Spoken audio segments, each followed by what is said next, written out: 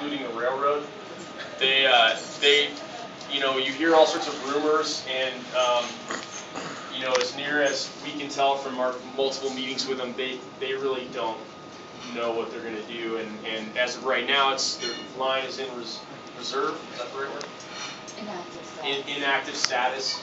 And you know, I don't know if anyone has any intentions of running trains again, but it's certainly possible that they could at some point. And so given that we don't know what the future holds, why not create a public corridor whereby the citizens of Salida can do the things that they do over there currently on the property, and Union Pacific's private property interests are protected, and then anything could happen down the road, and we would protect our interests, and they would be okay too. And so that's how we started off talking to them. Is, hey, can we find a mutual solution to this problem that we have? And specifically, we were looking for legal access to tenderfoot, particularly as the trails have been getting improved and we're getting more trails. There's more and more use there. When folks come from out of town to use the trails, it's difficult for local businesses, bike shops and the like, to explain how to get there, because technically they're telling people to trespass. Also river access, so folks walking their dog up and down the river, people wanting to fish, and also being able to continue the Salida trail system and have create a closed loop for the Salida trail system. So right now, essentially, all the trails come downtown, but then sort of end. And if we had a way to get along the river and had a pedestrian bridge back over to city property, then we could have a continuous trail system that also connected the Division of Wildlife properties, Sand Lake and Franz Lake in as well. And sorry, one other point, of course, was reconnecting with our railroad heritage of Salida, and that, you know, we are a railroad town, and certainly for some of those folks like myself who've only been here for 15 years or so, that railroad heritage is sort of a lost piece of our history. AHRA has been very involved. Rob White has been instrumental in helping move this project forward. They have a strong interest in the project given their proximity and their management of the river corridor in general. So I forgot my pointer, but essentially everybody knows what we're looking at here, F Street, and the idea originally was to, when Vanderveer was sort of still a hot project, was to try to figure out a way to connect Vanderveer on the downstream end and Marvin Park on the upstream end. And now that corridor has been shortened to looking really at making the connection from downtown to Marvin Park, across the tracks to Tenderfoot, and then downstream a distance, basically just past the new City Hall or the old hospital, to there's a nice lower area down there, sort of a low bench close to the river where we can have a park and create a place for anglers access, and so it made a nice downstream destination. We've talked about the trail connections. So this is a little bit of an older map, but the green lines are essentially existing trails or public corridors, and the sort of reddish line is proposed connections. And the one that we're interested in is from F Street upstream to Marvin Park. This section here to Vanderveer and the South Arkansas are much longer term projects that we're not talking about right now. So, the city is looking at acquiring a total of 14 acres, some of which is underwater in the Arkansas River, but essentially it's a long, skinny strip along the Arkansas, starting from F Street, going upstream to Marvin Park with a pedestrian bridge crossing. So I realize this probably is pretty hard to see, but that's F Street there, going upstream. And also cleaning up some fuzzy property issues in places where the railroad's property actually crosses the river and extends into places like Riverside Park, where the city certainly feels like they own that property. So clean up that. It would protect public access to the Arkansas River for about a mile, adjacent to downtown Salida. And then another big feature of the project is this parking lot here proposed. So at the end of F Street, there's the cul-de-sac, which Union Pacific owns, This would create a larger 100-car parking area with RV and oversized vehicle bus parking as well. So obviously parking being a challenge in downtown Salida, that would be tremendously helpful. The entire corridor stays at least 50 feet away from the center line of the tracks at all time. And that's a requirement from Union Pacific, so that if and when they ever wanted to run trains again, none of this would negatively impact their operation. On the downstream end, again, F Street up here, we're going down to this low bench, which is essentially across from some condominiums that have been built by Dave and Maureen over the last few years. Just downstream of the old hospital, there's kind of a low bench with cottonwoods, and it's an area where there's some recreational camping going on right now.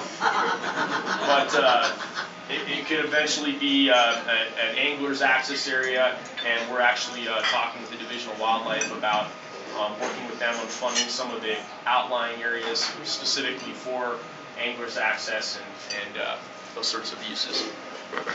The total length is just about a mile from the end of this park here to Marvin Park. One of the major goals is crossing the tracks. These slides are basically obsolete now. There's been a lot of different sort of fits and starts with the Union Pacific about how we can cross the tracks, and essentially we don't know today exactly what's going to be at the end of the day the correct crossing. There's been Union Pacific changes their mind quite often about their policies on how this should work. An original idea was retrofitting an existing drainage culvert, which is just downstream of F Street, just a little ways, and creating a pedestrian crossing. They ended up not liking that solution. More recently, they asked that we just build a brand new underpass in line with F Street, and then after we had that priced out as though just a contractor would build it, they informed us that actually they needed to build it, and that we should just take our price and increase it by 230%, and then that would be the new cost estimate for the underpass. And even more recently, there seems to be maybe a glimmer of hope that we can just be reasonable and do an at-grade crossing, which would obviously be far less expensive than any of those underpasses. And so we're still working on that. The track crossing would be an easement. It would not be a property acquisition, but would allow for legal access to S Mountain.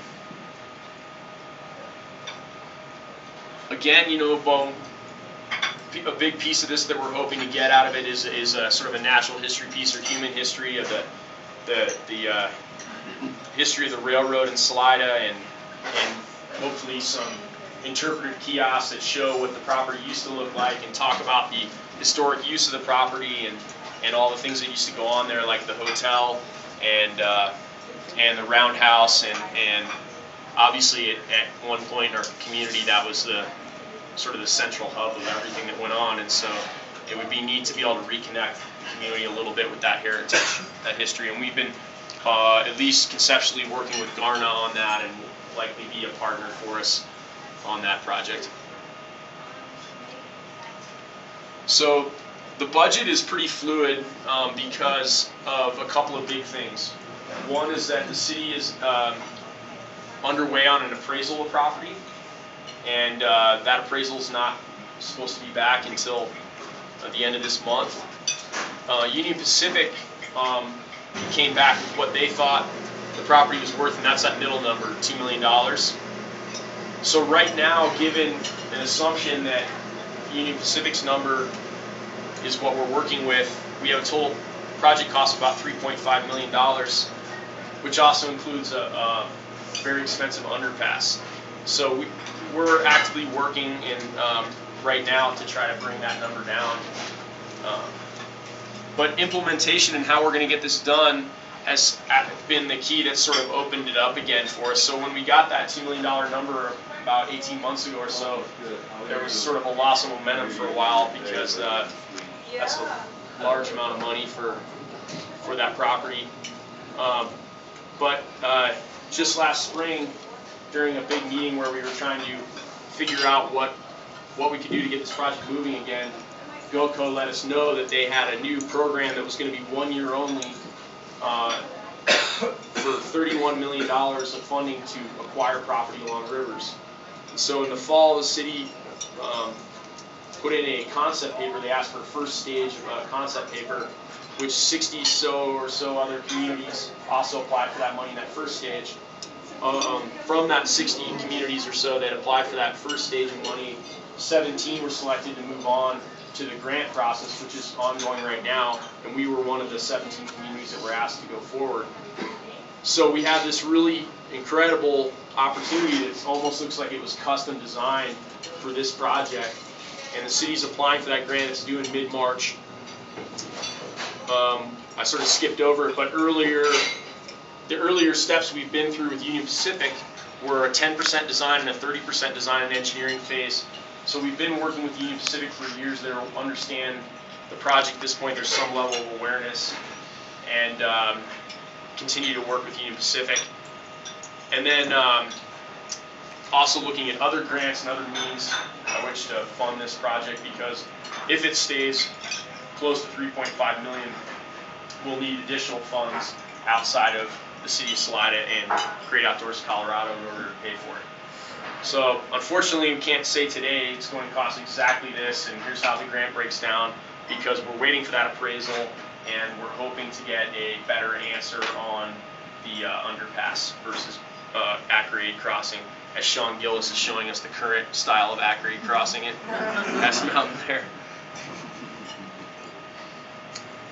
So that's sort of an overview. I'd be happy to answer any questions, and thank you for your time.